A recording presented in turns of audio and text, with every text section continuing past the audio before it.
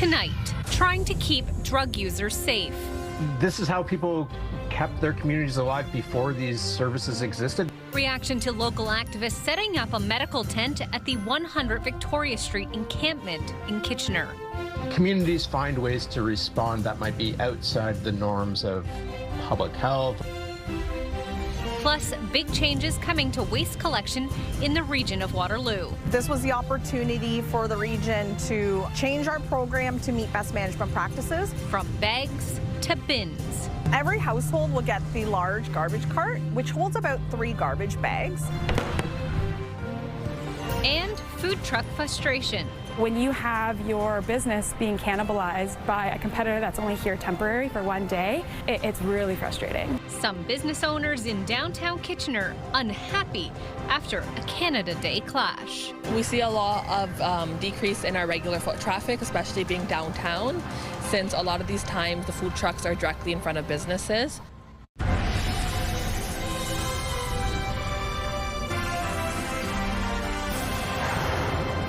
Good evening. It's a far cry from the consumption treatment site that closed earlier this year, but a community group says they are setting up a medical tent at the Victoria Street encampment in Kitchener to help fill the gap left by the closure of the life-saving service. That's where we find CTV's Jeff Pickle this evening. Jeff, there is what do we know about this medical tent?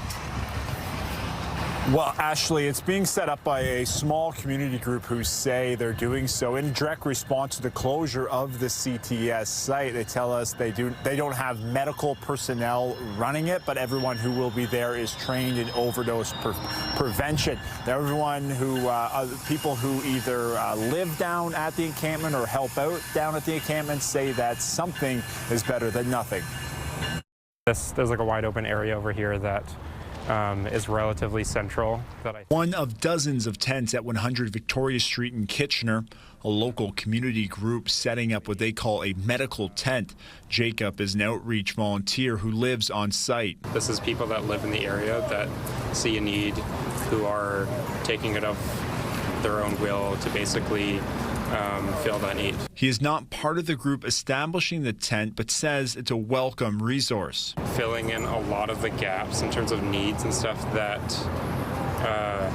supposedly the region and the government is supposed to be providing. This comes after the region's only CTS site, just a few blocks away, closed in March of this year after funding was pulled by the provincial government. This is how people kept their communities alive before these services existed. Jeff Bardwell is a researcher at the University of Waterloo who studies drug strategies. He says this type of community reaction is common. If we think about other crises, whether it's, let's say, forest fires or floods or infectious diseases, communities find ways to respond that might be outside the norms of public health or outside the norms of government. Bardwell says what's different is a lack of action from the government. Perhaps what might be different here compared to, say, forest fires is perhaps the public perception, but also the lack of urgency at a provincial level. And so due to this lack of urgency or inaction in certain regards, unsurprisingly, we're seeing communities respond. The region of Waterloo say they were not aware of the medical tent and are not involved, but had no further comment. Now, hanging over everything here is the fact that the region says by December 1st of this year, everyone at the encampment will need to be out as they start with the construction project there. But at least at this point in time, it looks like more tents going up than coming down. Ashley? CTV's Jeff Pickle reporting live for us tonight from the encampment on Victoria. Thank you, Jeff.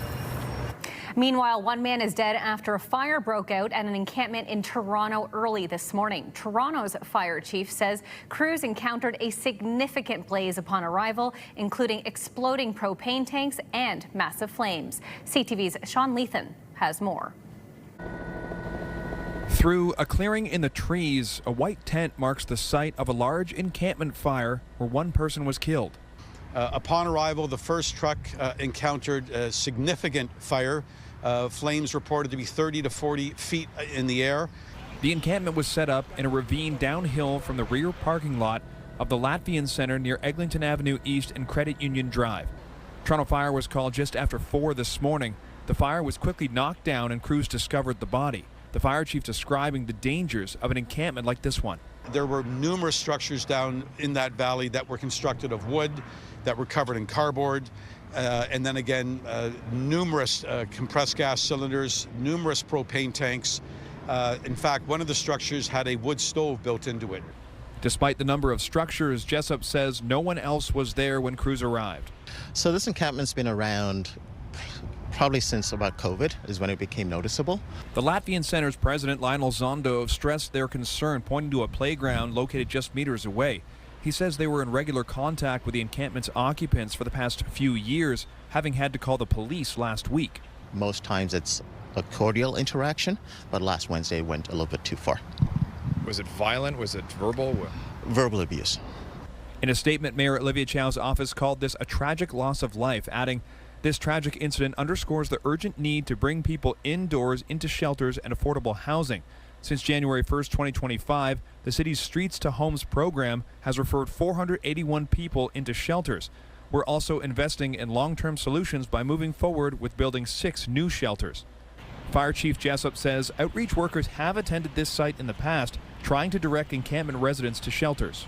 Ironically, I actually did find some of the public education materials that we have actually distributed in one of the structures down there. So Toronto Fire had absolutely been here.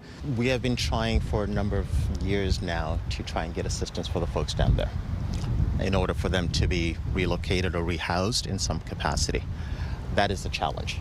Zondo says another unreported fire in late 2023 caused encampment residents to leave for a short time, only to return when the weather gets warmer, with little being done because the encampment was tucked out of sight.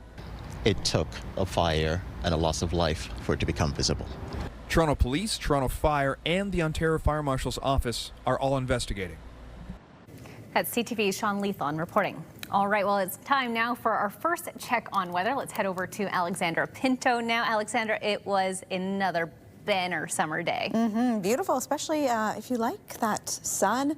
Didn't see too much humidity, which is nice, but the heat, it still felt quite nice and warm out there. And good news for us, that warmth, that sunshine is going to be sticking around, at least for tomorrow, before we get into the weekend. So as we get into the evening hours, into the overnight as well, it's going to be a pretty nice evening, mainly clear conditions for us here in Kitchener-Waterloo.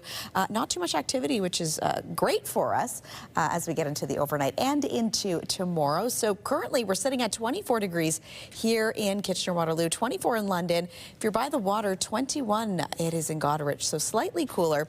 But with that humidex actually just dropped. It was currently before right at 25 here in Kitchener-Waterloo is what it felt more like, but now it's actually feeling what we are sitting at. So 24 degrees.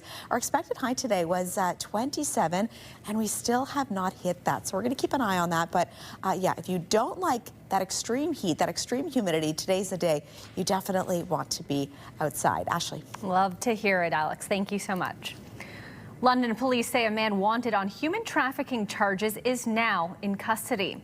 Police say 42-year-old Corey Robert Fowler turned himself in after a warrant was issued for his arrest. Fowler is facing a number of charges, including 1 count of trafficking a person under the age of 18. According to police, the Woodstock man met a teen online and then started a relationship with her. He then started advertising her services as a sex trade worker on social media. Police say the woman was assaulted after she said she no longer wanted to do sex work. Now, a warning that this next story, the video in it may be disturbing to some viewers. Durham police are investigating a violent swarming attack yesterday at a restaurant in Oshawa. A Muslim woman was beaten by multiple people and her hijab was ripped off. CTV's Alison Hurst reports. Watch as a person jumps onto the counter in the middle of the screen at an Oshawa Pizza. It happens again before another hops over to try and take something. That's when the owner comes out of the back trying to stop them and is swarmed in a violent attack. And I was devastated, absolutely devastated. There's not much that happens in this community that is like that. Skylar Griswold was at the plaza around 12:30 a.m. Wednesday when it happened. There was loud music, and then there was like running and screaming and yelling. And I was like, okay, well, I don't really know what's going on here, but don't want to get too involved. The surveillance footage is blurred because police say the suspects are all under the age of 18. As it continues, more people get involved. The victim was taken to hospital. My mother is still recovering from the attack. She is deeply shaken. The incident has left her scarred and extremely on edge. This morning, the victim's daughter spoke at a news conference. Hearing the news, I was numb. After seeing the footage of the incident multiple times, every time, I am left in shock to see my mother attacked by several people at the same time. Durham Regional Police say the investigation is in its early stages, but their hate crime and equity and inclusion units are involved. We are looking for a group of males and females. I believe the majority of them were females. However, we are looking for both. Police did not give an exact number of suspects, but the National Council of Canadian Muslims says there were 10 and are calling for action. It's time for the words to become actions now. Our elected officials to acknowledge what is happening across the country and to formulate a real plan with real solutions. They want to see consultation with community members, a robust anti-hate crime unit, an extension of the anti-hate grant to include businesses, and an anti-hate and anti-Islamophobia curriculum. She was assaulted, she was traumatized, she was beaten up by 10 people. Her hijab was pulled off, head stomped, and we're lucky that she's alive. The owner of the business next door was shocked to hear what happened. I can't imagine what she's going through right now, and hopefully she gets better. Griswold also works in the plaza and knows the victim. I was in complete and utter shock.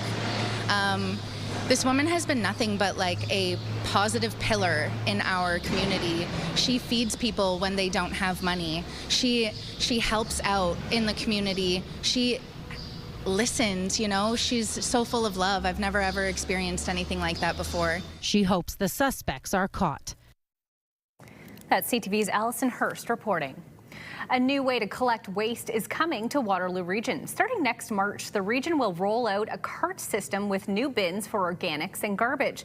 The change is stirring up questions from residents and prompting awareness at first from the region and community members. CTV's Alexandra Hollick has been following this for us and joins us live. Alexandra, first of all, why is this happening? Well, Ashley, the short answer is that the region's waste collection contract was up and it was time to reevaluate how the system was operating. But on the other side of this, the region says the new method will benefit homeowners and workers, making it easier and safer to get the job done. Waterloo Region is rolling out a new waste collection program. And these bins could soon be coming to a curb near you. In March 2026, the region will be moving towards cart-based waste collection for garbage and organics. Each household will automatically get one food scraps bin, one green bin, and a large black garbage bin. If folks feel like the large garbage cart's too big, they don't need that much space, they're welcome to choose the small. To put things into perspective, I'm 5'3". The larger garbage bin sits just above my hip and can fit about 240 liters or 3 bags of garbage, while the smaller bin sits just below my hip and can fit about 1 bag or 120 liters of garbage. Residents can request a smaller bin on the region's website by September 5th. In the fall of 2026, if you realize that you want to size up or size down the garbage cart, we're going to open up the portal again to make an exchange. Any extra garbage bags will require a tag, and double bag day will come to an end. And while the rest of the region's collection services will remain the same, the schedule will not. We're moving to a 4-day collection schedule. So instead of collecting on Mondays, we will have Tuesday to Friday collection. With the new system on its way, some people may be unsure of what to expect. Okay, so we've had a lot of questions about how to get these and how heavy they are, and it's going to be a lot of hassle. One local realtor hoping to curb confusion with home videos. If I can kind of get ahead of that and explain to people who not only live in the region, but also to my clients about how these changes will affect them, I think that's really helpful to everyone. The region is also holding info sessions of its own, allowing people to try the new carts out for size. As for old bins, the region encourages residents to reuse them. Otherwise, we will have a program where residents can drop them off and they'll be recycled. The new bins will be delivered to homes across Waterloo Region starting in the fall, so keep an eye out for carts showing up on your curb anytime between then and March. Ashley? Now, Alexandra, can people start putting the new carts on the curb as soon as they get them? No, Ashley. The region says regardless of when you get your bins, they won't be collected until the new program rolls out in March. So until that time, keep using the bins or bags you have now. And anyone looking for more information on what's to come can head to our website, ctvnewskitchener.ca. Ashley? Very important information indeed. Thank you, Alexandra, reporting live for us tonight. A reminder to start your day in the know with our CTV News Kitchener newsletter. Get the best local content from CTV News straight to your inbox. We've got today's top stories, the latest weather forecast, and some must-see videos. It's all in one place. Sign up now at ctvnewskitchener.ca. Still ahead, growing frustrations from downtown restaurants in Kitchener. Why some business owners are upset over the city's decision on food truck locations during Canada Day celebrations. Well, plenty of sunshine for your Thursday. I'll let you know if it's sticking around as we get into the weekend coming up in your full forecast. Download the CTV News app and stay on top of local stories as they unfold. We go to a dramatic scene unfolding. Customize your feed and watch live wherever you are. ctvkitchener.ca, your home for news. When you see it happen, send it to CTV News. Text 10400. From your screen to ours. Text 10400.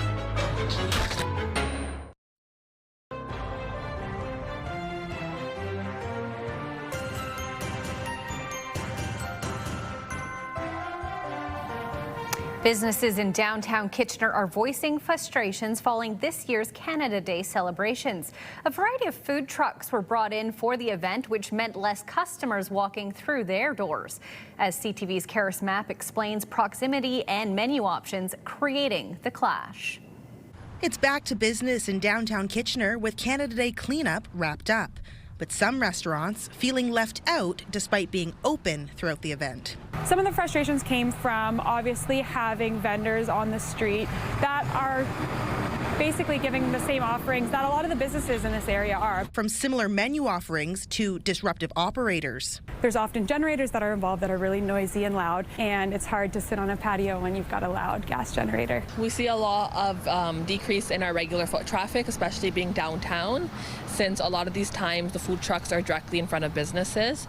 Hoping to capitalize on the warm weather, staff say it was disappointing to be met with multiple trucks right outside their doors. We really live for the summer, and so when you have your business being cannibalized by a competitor that's only here temporary for one day, it's really frustrating. Previously heavily involved in the planning process, the downtown Kitchener business improvement area is now fully removed from celebration particulars. In terms of the planning and the placement and the food trucks and you name it, we are actually completely hands off, but we do continue to advocate for the businesses when it comes to these city events to ensure that they do benefit and are involved with these large festivals. It's now organized by the City of Kitchener. I was really sad to hear that someone had a bad experience. Regardless if it's a business owner or someone who's attending the event, we are looking to create memorable experiences. With tens of thousands of visitors for the day, the city says more options were needed. There was actually closer to 30,000 people downtown on Canada Day. We want to make sure that those folks have a great time, and that also means accessibility to amenities. Businesses acknowledge the importance of food trucks,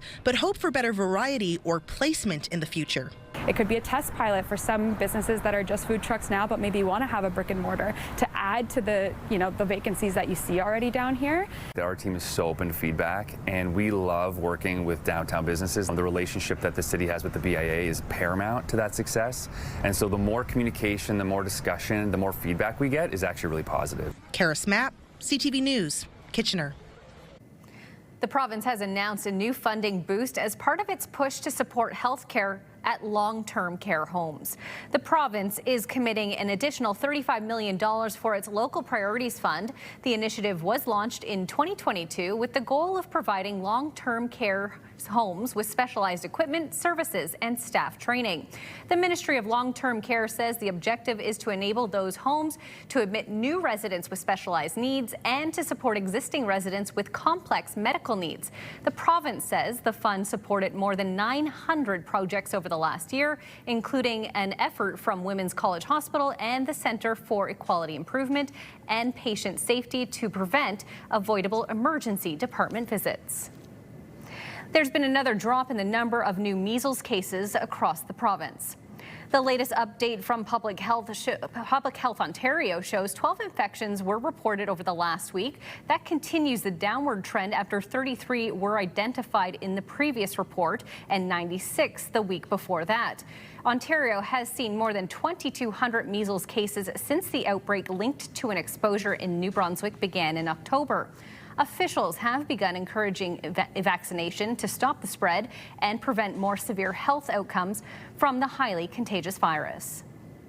We may be right in the middle of barbecue season, but a new study suggests that you should think twice before adding a hot dog into the menu. US and UK researchers analyzed data from more than 60 previous studies on the relationship between diet and the risk of common major diseases. Looking at processed meats, they found people who ate as little as one hot dog a day had noticeable increases in their risk of type 2 diabetes and colorectal cancer compared to those who didn't eat any. The authors say their findings show there is no safe amount of processed meat to eat. The study was published in Natural Medicine and also outlined elevated risks from sugars, sweetened beverages, and trans fatty acids. All right, let's take a look outside. Oh, it's a sunny bush swaying in the wind. It's a beautiful sunny day, as Alex said, and it will continue to be so, it looks like, into the weekend, but we'll let weather proceed. Alex will have more details coming up a little after this break. But first, coming up on CTV News, new numbers of exports to the United States show a decrease for the 4th month in a row. But what about other countries? Rachel Aiello breaks it all down. And airports around the country are back up and running after a morning bomb threat caused a ground stop. Stay with us.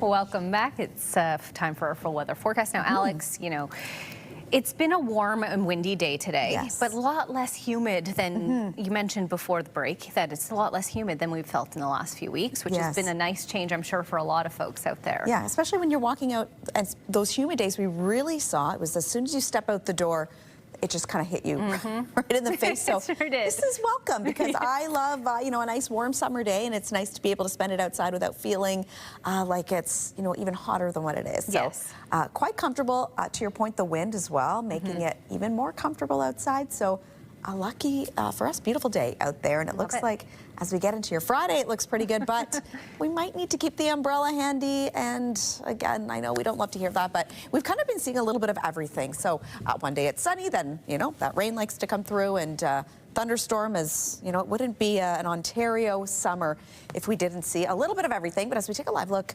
outside, as Ashley noted, yeah, that wind pretty strong out there this hour, but that sun is shining, not seeing too many clouds out there tonight. So definitely a nice night to hit the patio, maybe go for a walk, just spend some time outside with the kids. So beautiful, beautiful conditions out there, especially if you love a good summer evening like many of us do. So when we look at our futurecast, not too much activity. We're not really seeing any green here in terms of precipitation for us as we get into our overnight and into Friday. So some good news. Plenty of sunshine is expected for your Friday, and pretty much from the morning right through to the evening. That's what we can expect to see.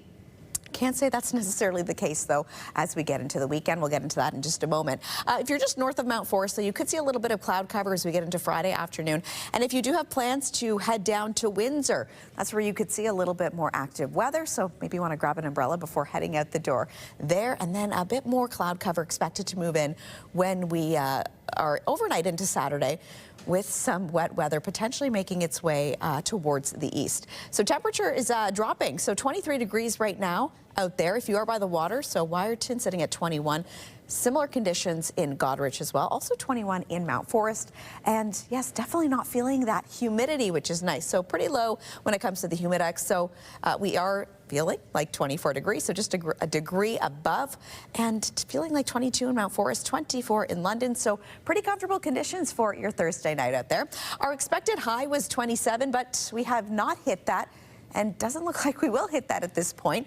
Normal for this time is 26. So the record high, 36.1, that was set in 1949, and it was 5 degrees on this day in 1971. The good news, though, this would be a nice night to maybe enjoy that sunset when that sun is setting at 9:06, so plenty of time to get outside again, enjoying that patio, some outdoor evening activities. As we get into the overnight hours, mainly clear conditions, expected to see a few clouds, but we are going to be dropping down to 9 degrees, so noticeably a little bit cooler. And then 27 is our expected high for tomorrow with plenty of sunshine, but a note that UV index is going to be at a 9, so quite high. So wearing those hats, staying in shade, and of course wearing all of that sunscreen is definitely key. Over the next 7 days, Friday looking like the best day to get outside, so sunny conditions, expected high of 27 before some wet weather could move in, especially for your Sunday. That's a day you definitely maybe want to keep an umbrella nearby. Lambton, Kent, and Essex, again, your Friday looking pretty good. Just a slight chance of showers we're seeing at this point. But your Saturday looking quite beautiful for some outdoor activities with an expected high of 33 degrees. So noticeably a little bit warmer there. And then southern Georgian Bay, nice sunny sky for your Friday as well. High of 23 expected before potentially some wet weather moves in. And here's tonight's Weather Watcher picture. An incredible shot, I know, sent to us from Amy Westenberg. Amy says this is a photo that was taken of a double rainbow with lightning. You can see that right there, which is a pretty incredible sight. I don't think I've ever seen anything like it. So this was taken last Friday following that storm many of us saw. Beautiful shot. Thank you for sending this our way, Amy. You are tonight's Weather Watcher picture. I can't say I've seen lightning and a rainbow in one photo before. That is an incredible. It almost looks fake. It's so beautiful. We hope it's real, Amy. I'm sure it is, but I mean, if it is fake, kudos to you. Oh my gosh. that is incredible, Alex. Definitely. And as we, get into, again, some Ontario summer storm season, grab the camera because you never know what you could capture. That's right. Just stay safe while you're doing it. All right. Thank you, Alex. Thank you. As the timeline ticks down for Prime Minister Mark Carney and U.S. President Donald Trump to make a deal, new data released today shows the impact of the persisting trade war, as well as reasons to be optimistic about Canada's efforts to diversify its export markets. CTV's Rachel Aiello has been digging into the latest figures and what they mean for businesses and consumers in the country. Canada-U.S. trade is stuck in a tariff-induced rut, according to new numbers from Statistics Canada. Exports of Canadian goods to the United States have decreased for a 4th consecutive month, costing businesses billions. Businesses are really kind of in suspended animation right now. And you always worry about losing a customer, even if it's just for a matter of months, because there's no guarantee that you're going to get that customer back. This snapshot of the state of trade with Canada's largest export market comes amid some better news. Canada's overall merchandise trade deficit narrowed slightly in May. Imports fell 1.6% to $66 billion, while exports were up 1.1% to $60 billion. These figures bringing the deficit to $5.9 billion, down from April's record-setting $7.6 billion. The slight rebound attributed to exports of Canadian goods to other countries hitting a record high. Experts say this is a direct result of efforts to diversify Canada's international trade relationships. What we're seeing in the numbers is somewhat encouraging. I mean, that, exporters, Canadian companies are taking that spare capacity that the United States created or the empty space on the order books and are able to, in some cases, fill it with other markets. Those I spoke with today said with Canadian businesses working to lessen their reliance on the U.S., the worst may be in the rear-view mirror. But until Prime Minister Mark Carney locks in a trade pact with U.S. President Donald Trump, the road ahead will remain rocky. Rachel Aiello, CTV News, Ottawa. Bomb threats at multiple Canadian airports caused ground stops and flight disruptions today. While the threats have been lifted, the security incidents are still under investigation. CTV's Judy Trin has more. Bleary-eyed travelers set to depart on early flights at the Ottawa International Airport, unexpectedly jolted by a security scare. I just checked in 10 minutes ago, flight's canceled, that's it, good luck. Gates were closed, we couldn't get through, so we all sat down and there was a lot of questions, and then a friend of mine just texted me and said there was a bomb threat. The threat was directed at NAV Canada, which manages national air traffic control operations. In a statement, the organization said that bomb threats impacted its facilities in Ottawa, Montreal, Edmonton, Winnipeg, Calgary, and Vancouver, and that it's collaborating with authorities to ensure the safety of all personnel and passengers. NAV Canada will not comment on what motivated the threat, but it did evacuate its staff and issued a temporary order to ground planes, preventing takeoffs and landings. Passengers who boarded one flight were forced to disembark. At departure gates, travelers were pushed back to one side of the building. We were walked right up to our gate on time, and as we were approaching gate 26, we saw a row of security people walking towards us saying, everybody back, turn around. In Winnipeg, the airport was eerily quiet, but in the end, police did not find a bomb at any of the threat locations. But passengers were knocked off track. We just got a notification that we were rebooked for tomorrow, which is 24 hours too late for our family reunion. Normal operations and flights resumed after more than 3 hours across affected airports. But finding out who's responsible will take much longer. Judy Trin, CTV News, Ottawa. Helping you make healthier choices. Still to come on CTV News, industry changes as food labels become more clear to customers.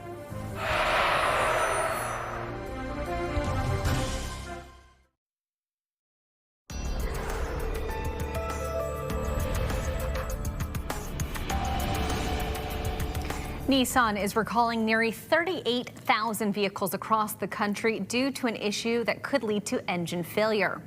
The recall applies to 2021 to 2024 Rogue models, 2019 and 2020 Altima, 2019 to 2022 Infiniti QX50, and the 2022 Infiniti QX55.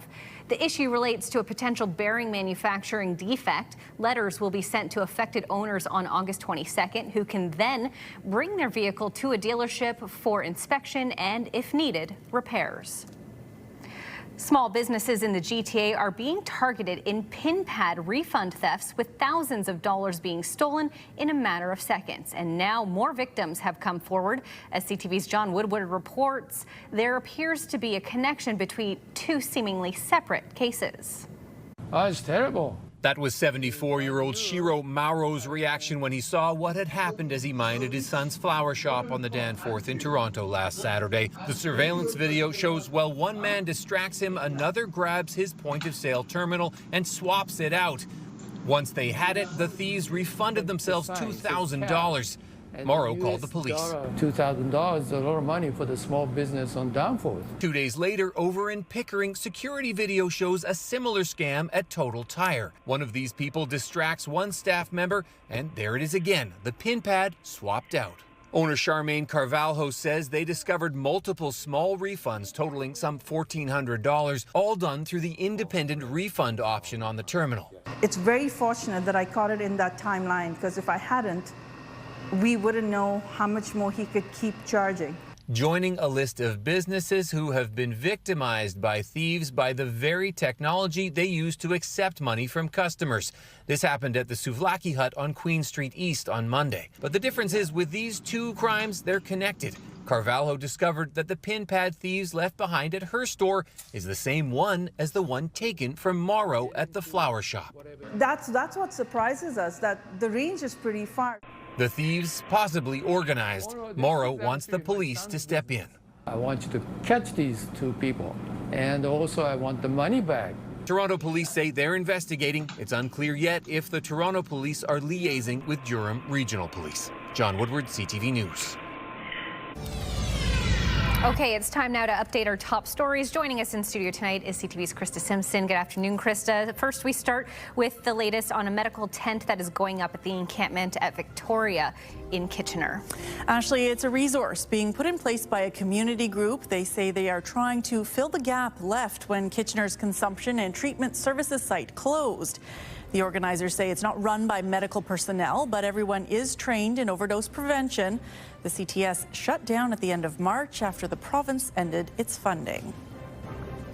The region of Waterloo is rolling out a new waste cart collection system set for implementation next March. And the change comes with many questions from residents, some raising concerns about the size of the bins, how to maneuver them, and the end of double bag days. Residents can opt to take a smaller bin, but it only fits about a single bag of garbage instead of 3. And over on our website, we have a story about theft of 12 computer mice worth more than $2,000 from a store in Guelph. Ashley, police say this happened on Monday afternoon. A man and a woman prying open a hard case and stuffing several mice into their clothes and a bag. And Guelph police say this pair may be responsible for other similar thefts in other cities. For more information on this story, including descriptions of the 2 people police are looking for, scan the QR code on the bottom left of your screen to get the story on our CTV News app or to download the app right now. You can also visit our website, ctvnewskitchener.ca. Ashley. All right, Krista Simpson with our updates. Thank you. Health Canada wants to make you make healthier choices. If you've been in a grocery store lately, you may have noticed front of package labels that make certain ingredients more visible to customers. As CTV's Jonathan McInnes explains, some manufacturers have already implemented the new look. Some nutritional information is migrating from the back of food packaging to the front. No manufacturers want these labels on their package, so they're reformulating, and we're likely going to have access to healthier products moving forward. The labeling is a directive from Health Canada. We know it's highlighting sodium, sugars, and saturated fat, which is really important for the consumer to know because it increases our risk of chronic disease. Front of the package labeling is needed if the product exceeds 15% of the recommended daily intake of those ingredients. Potential health risks include stroke, obesity, heart disease, type 2 diabetes, high blood pressure, and some types of cancer. The hope is the labels will help consumers make quick and informed choices when grocery shopping and support health officials in educating people about foods high in sodium, sugars, and saturated fat. But it might make me think a little bit and maybe learn something different about what's in our food. That's perfect, according to dietitian Lori Barker-Jackman, who says avoiding labeled foods isn't reasonable or necessary. It's okay to choose foods that have a front of package label sometimes. It's making sure we don't choose foods that are high in sodium, sugars, or saturated fat all of the time. For Sylvain Charlebois, the labeling program is a positive one. Still, he has concerns. If you are reducing the amount of sodium, sugar, or fat, are you replacing that with something else that may not be desirable? The labels are mandatory for prepackaged foods, with some exceptions like plain milk, plain yogurt, and cheese because they contain calcium. Food manufacturers have until January 1st of next year to fully implement the labeling system. Jonathan McInnes, CTV News, Halifax. A sign of the times. Still to come on CTV News, after a 3-decade-long court battle, the Saugeen First Nation reclaim Sauble Beach.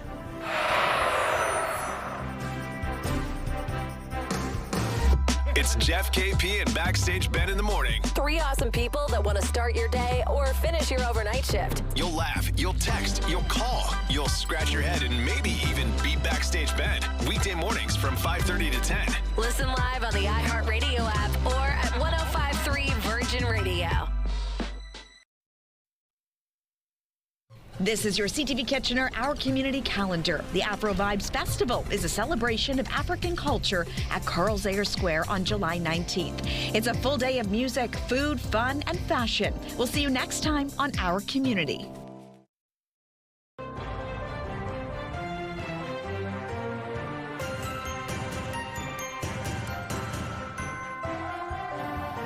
A new sign now greets visitors at one of Midwestern Ontario's sandy hotspots. CTV's Scott Miller has more on the symbolism behind the change from Sauble to Saugeen Beach.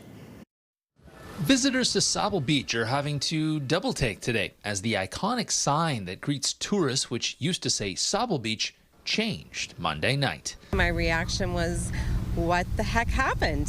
What is happening here? On the eve of Canada Day, members of the Saugeen First Nation changed the sign at the end of Sauble Beach's main street from Welcome to Sauble Beach to Welcome to Saugeen Beach. It's obviously been decades in the making. We've had a lot of struggles, and I feel like finally we can put our name on it. Following a nearly 30-year court battle, the Saugeen First Nation had ownership of nearly 2.5 kilometers of Sauble Beach's valuable sand returned to them in April of 2023. Following multiple appeals by the previous owners, the town of South Bruce Peninsula, the decision to return ownership of Sauble's sand to the Saugeen First Nation was upheld in December of last year. A change to Sauble's sign was supposed to happen earlier this summer, but it was decided to hold off until the eve of Canada Day. The timing, I think, and for me personally, the timing's perfect. It's a statement. The sign change caught many off guard, including the town of South Bruce Peninsula, who didn't know the Sauble sign was coming down and the Saugeen sign was going up until it happened. The Sauble Beach sign is a well-known landmark with deep meaning for many people, says South Bruce Peninsula's Mayor Jay Kirkland.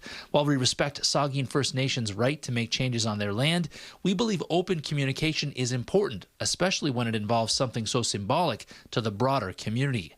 While many visitors to Sauble Beach today said they didn't even notice the different sign, there has definitely been mixed reaction to those in the know about the change to Sauble Beach's iconic sign. It was disappointing and it was surprising just because I don't think many people knew that it was coming, and just to show up on July 1st and see the sign has been changed on the beach, I think a lot of people are just in disbelief. I'm really glad that they did it because everyone knows it as Sauble Beach, but it isn't actually Sauble Beach, it's Saugeen Beach. Nice. And I think people should know that. The sign change at the beachfront from Sauble Beach to Saugeen Beach is more symbolic than anything, say Saugeen First Nation councillors. The town itself is still called Sauble Beach, and that's still what will show up on everyone's GPS when they plan their visit to the sand and waters, clearly now owned by the Saugeen First Nation. To everybody, it'll still be Sauble Beach. I mean, to the town, it's still Sauble Beach. It's just that this part of the beach is Saugeen First Nation, that's all. There's a lot of years that it was the wrong name put on the beach, so I think it's time. In Sauble Beach, Scott Miller, CTV News. Let's check in with the national news team now for a look at what's coming up later tonight. Tonight, the investigation into national airport shutdowns. We saw a row of security people walking towards us saying, everybody back, turn around. The threats that triggered disruptions and evacuations from Montreal to Vancouver. Later on CTV National News. A sunny and warm Thursday evening. We'll have a look at how the morning is shaping up to be and wake up weather coming up. Now, plenty of entertainment for your Thursday night. Right after CTV News, we have E-Talk before The Big Bang Theory. Then at 8, it's Transplant before Good Cop, Bad Cop. And then more Big Bang Theory.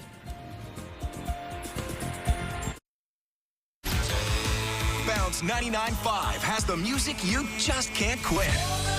Home of Bounce Mornings with Angie Hill and Sarge. KW's Bounce 99.5. Listen on the free iHeartRadio app.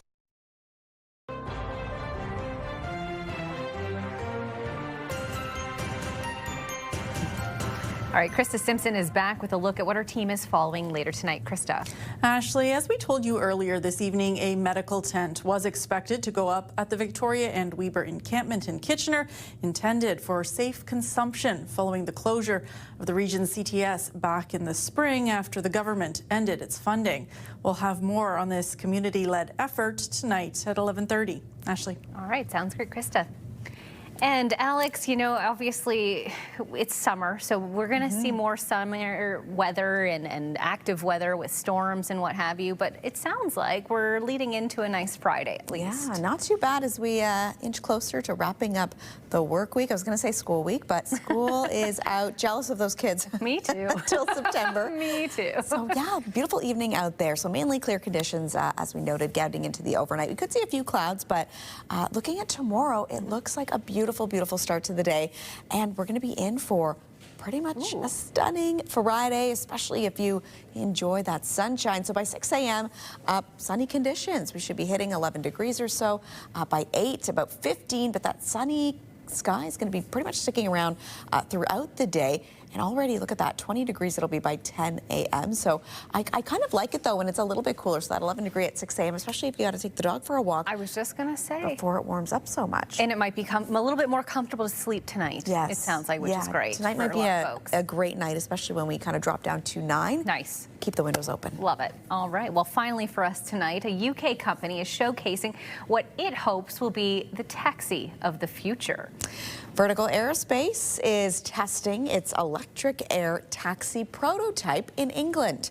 The company says the electric aircraft is quieter than a helicopter. Wow. Well, its wing flying mode is more efficient, allowing it to travel longer distances. The VX4 reaches speeds of 150 miles per hour and will fly to an altitude of about 2,000 feet. Wow. The company says it has received 1,500 pre-orders from major airlines who might see it as a premium service for transporting clients to their terminal. Interesting. A service just for that. You know, I mean, some people live a life unlike the one I live, and I don't think I'll be taking a mini plane to my private jet anytime soon. We can still dream, and we never know. Hey, a lottery win could be in our future. Would you feel comfortable going in one of those? I'm not a great flyer to begin with, so I have to say no. Maybe no. I'm with you. Maybe in 20 years when it's had a few test runs. We'll have to kind of watch that one for a bit. All right. Well, that is our time. Thank you for watching. Don't forget to check out our CTV News app for news anytime.